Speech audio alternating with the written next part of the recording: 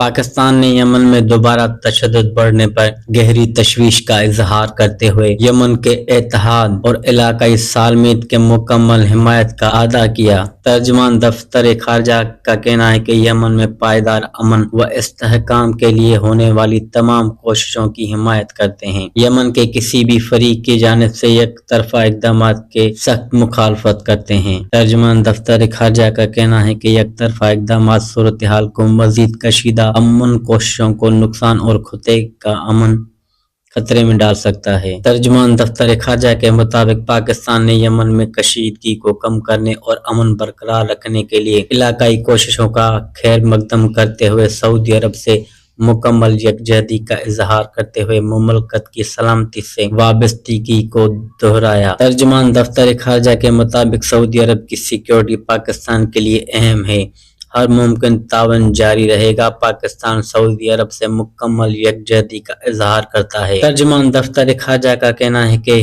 یمن مسئلے کے حل کے لیے مکالمے اور سفارتکاری کی بنیاد پر راستہ اختیار کیا جائے۔ امید ہے یمن کے عوام اور علاقائی طاقتیں مل کر جامع اور دیرپا حل طرف بڑھیں گی۔